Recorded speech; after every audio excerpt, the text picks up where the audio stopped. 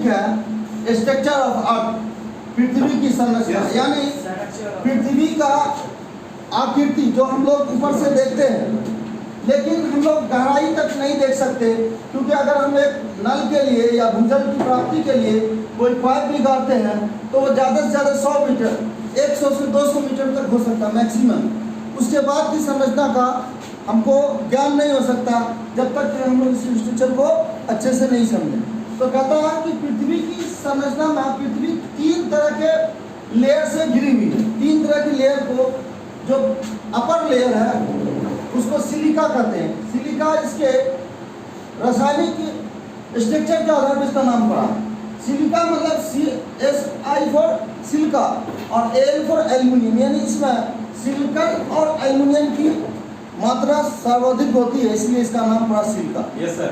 ये सिलिका जो है ये अपने कुल वॉल्यूम का, कुल आयतन का 1% एरिया, 1% जो है ऑक्यूपाई करता है। हाँ गुरुजी।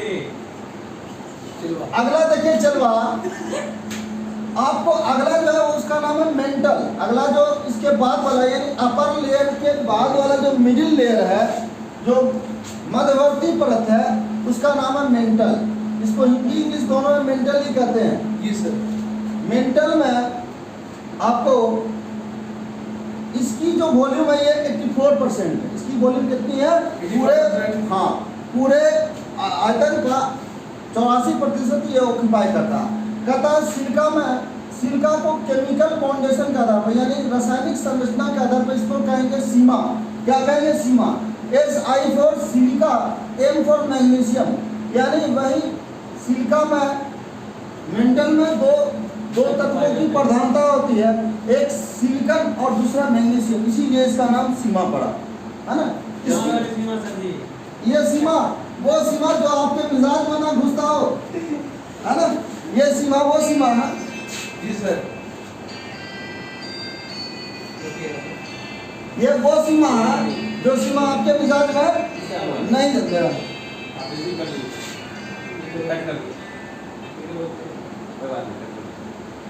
हाँ नो बोलो।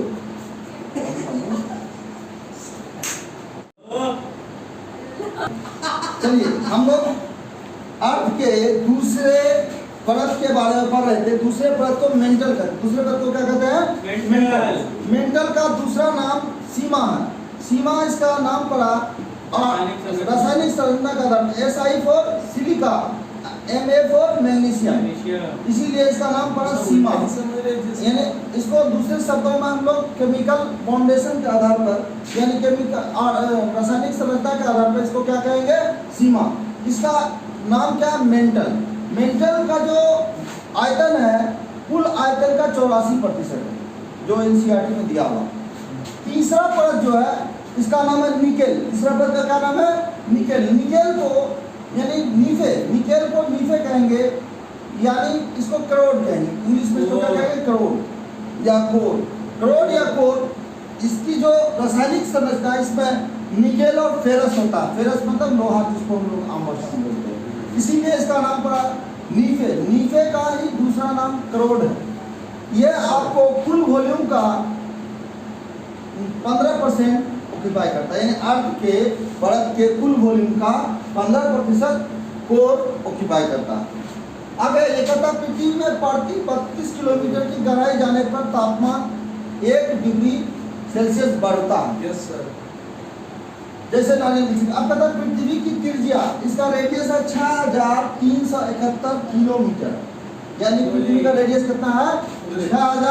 6371 किलोमीटर। इसमें एक दो फैक्ट और देख लें।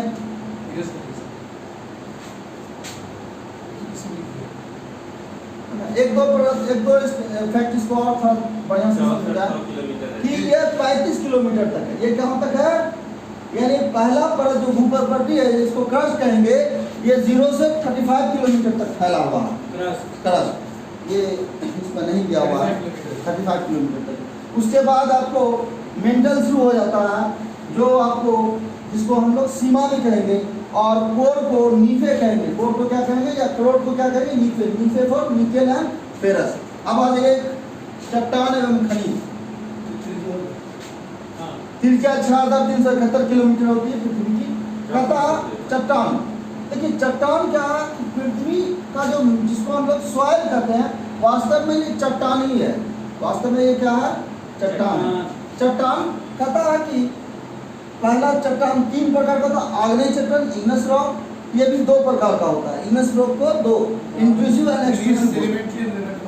नहीं, पहले जो हम लोग आग्नेय चट्टान बोल रहे हैं इसको 2 इसमें क्लासिफाई किए। आग्नेय आग से बना करके निकला है। आग्नेय किससे बना है, आग से। इसको इग्नेस बोलते हैं। इग्नेस को लैटिन भाषा के आग से लिया गया। इसके 2 प्रकार हैं, इंट्रूसिव एंड एक्सट्रूसिव। इंट्रूसिव का मतलब हो गया जब ये मैग्मा पृथ्वी के अंदर क्या है, हम लोग ये भी जानते हैं कि एक लावा के जैसा, एक लावा की जैसी निकलता है। ये लावा मैग्मा से फूट करके बाहर निकलता है और जब ये ठंडा होता है तो इसी ठंडे हुए पदार्थ को आप आग्नेय चट्टान कहेंगे। आग्नेय चट्टान 2 क्लास में बटा हुआ है, एक आग्नेय शेल और अंतर्वेदी शेल कहते हैं। इसको इंग्लिश में एक्सट्रूसिव और इंट्रूसिव बोलेंगे। इंट्रूसिव का जो होता है कण महीन होता है एक्सट्रूसिव की तुलना में, और अपर पार्ट जो होगा वो आपको एक्सट्रूसिव कहलाएगा। इनर पार्ट जो होगा उसको इंट्रूसिव सेडिमेंट्री इग्नेस रॉक्स कहेंगे। इतना क्लियर हो गया। जो अपर लेयर होगा इसका वो आपको एक्सट्रूसिव कहलाएगा। इसके कण मोटे होते हैं, लेकिन इंट्रूसिव के कण क्या होते हैं, इसके तुलना में कुछ महीन होते हैं। दूसरा आपको अवसादी चट्टान है। अवसादी चट्टान को आप क्या कहेंगे, नहीं सेडिमेंट्री रॉक्स क्या कहेंगे सर इसको, सेडिमेंट्री रॉक्स। सेडिमेंट्री रॉक्स क्या है, वास्तव में ये सेडिमेंट्री रॉक्स जो है ये इसी आग्नेय चट्टान से ही बनता है। जब इसमें बहुत अधिक समय तक ताप और दाब पड़ता है तो इस सेडिमेंट्री रॉक्स का निर्माण करता है। अवसादी चट्टान और आग्नेय चट्टान जब दोनों मिलकर के एक लंबे समय तक, यानी लंबे समय यहाँ पर हजारों वर्ष से ऊपर के समय की अवधि को कहा गया, तब ये रूपांतरित या कायांतरित या इसको इंग्लिश में क्या कहेंगे मेटामॉर्फिक, 3 नाम है। ऐसे इसका रूपांतरित अपने वर्ड से ही स्पष्ट होता है, जो एक रूप से दूसरी रूप में बदल जाए। तो ये रूप जो बदलेगा इसको बदलने में हजारों हजार वर्ष लगेंगे। इसी से इसका नाम पड़ा रूपांतरित चट्टान। आगे बढ़िए, देखिए अब यहाँ से यहाँ पिघला हुआ पदार्थ पृथ्वी के अंदर से धरातल पर आने के क्रम में धरातल के निकट या धरातल के ऊपर जम जाता है। इन दोनों अवस्थाओं के फलस्वरूप जो ठोस पदार्थ बनता है उसे आग्नेय चट्टान कहते हैं। पहले बताया ये मैग्मा पिघलता है। मैग्मा क्या है, एक पृथ्वी के अंदर प्लेट होती है जो धीरे धीरे है ना ताप और दाब की वजह से ये विस्फोट की तरफ बाहर आता है और बाद में ये किस चट्टान का रूप लेता है, आग्नेय चट्टान का रूप लेता है। आग्नेय चट्टान 2 प्रकार का, इंट्रूसिव एंड एक्सट्रूसिव। कहता है सबसे इसमें अहम बात है कि आग्नेय चट्टान के एग्जाम्पल कौन कौन से हैं, बेसाल्ट और ऑब्सीडियन। क्या नाम है, बेसाल्ट एंड ऑब्सीडियन। इसको हम क्या कहेंगे, आग्नेय चट्टान। यानी इसका एग्जाम्पल करता है कि दक्कन का पठार जो बेसाल्ट चट्टान का उदाहरण है। दक्कन का पठार को एक और नाम से कहते हैं पेनिसुलर प्लेटी, जो भारत के दक्षिणी भाग में स्थित है। इसको क्या कहेंगे, पेनिसुलर प्लेटी। अवसादी चट्टान, ये चट्टान अवसादों या तख्तपक्ष के जमाव से बनती। ये चट्टान 2 अवस्था में बनती, पहला पानी के अंदर और दूसरा पानी के बाहर। यानी अवसाद जो चीजें दब गई आकर के या तो डिपोजिशन या इरोजन से जो पदार्थ आकर के आग्नेय चट्टान के तलछट में दब गई, उसी से निर्मित चट्टान को अवसादी चट्टान कहेंगे। जैसे इंडोजेनिक फोर्स और एक्सोजेनिक फोर्स लगता है पृथ्वी की संरचना में। तो कहता है कि डिपोजिशन होने के फलस्वरूप आग्नेय चट्टान से अवसादी चट्टान बनता है। इसमें कह रहा है कि यह चट्टान अवसाद तख्त वक्त जमाव से बनती है। ये चट्टान 2 अवस्था में बनती, पहला पानी के अंदर तथा दूसरा पानी के बाहर। जैसे बालू पत्थर, सेल, चूना पत्थर। अच्छा, इसके एग्जांपल कौन कौन से हैं? अवसादी यानी सेडिमेंट्री रॉक्स के पत्थर, सेल, चूना पत्थर, ये आपको किसका नाम है? सेडिमेंट्री रॉक्स का, है ना।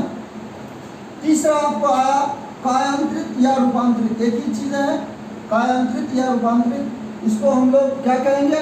कायांतरित या रूपांतरित को आप मेटामॉर्फिक रॉक्स भी कहेंगे। कहता उच्च दाब, देखिए उच्च दाब यानी हाई प्रेशर और ताप परिवर्तित करके बनता है, यानी सेडिमेंट्री रॉक्स और इग्नेस रॉक्स दोनों तरह के चट्टान से निर्मित चट्टान जो बाद में रूपांतरित हो जाए, उसी को हम लोग क्या कहेंगे?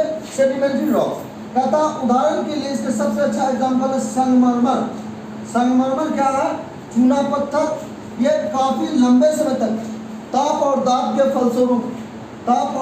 फलस्वरूप कायांतरित चट्टान में रूपांतरित हो जाते हैं, इसीलिए इसका नाम ही पड़ गया रूपांतरित चट्टान, यानी रूप को अपने बदल दिया। किसकी वजह से बदला?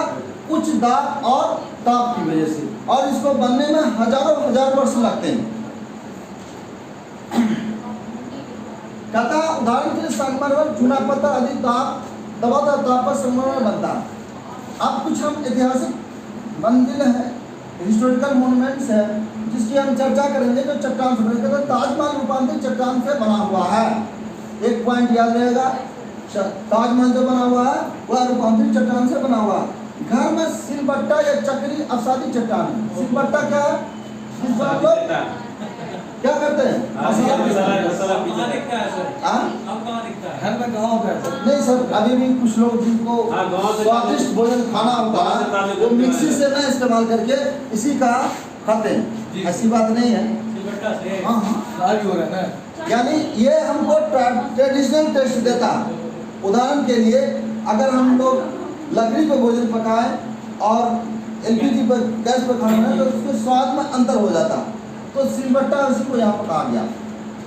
ग्रेनाइट ताप एवं दाब के कारण नाइस में बदल जाता है। ग्रेनाइट जो है ये कौन सा सेल है, तो कौन सा रॉक्स है? ये आपको ग्रेनाइट जो है ये सेडिमेंट्री है, लेकिन बाद में ये मेटाफॉर्मिक नाइस के रूप में, यानी ग्रेनाइट जो है ये है आपको अवसादी चट्टान, लेकिन रूपांतरित होकर के नाइस में बदल जाता है, जिसको हम लोग सेडिमेंट्री रॉक्स कहेंगे, यानी कायांतरित चट्टान या रूपांतरित चट्टान। आगे बढ़े। चट्टान के रूपांतरण में तापमान, दाब एवं रासायनिक द्रव्य का योगदान रहता है। तो पहले ही बता दिए, क्योंकि अत्यधिक ताप और दाब दो ही वजह से यह रूपांतरित चट्टान बनता है।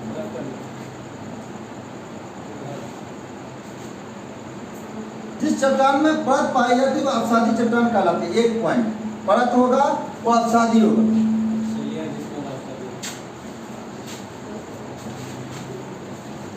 जिस चट्टान में परत होगा उसको क्या कहेंगे? अवसादी चट्टान। अवसादी चट्टान को हम लोग सेडिमेंट्री रॉक्स भी कहते हैं। अगला है ग्रेनाइट नमक आग्नेय चट्टान।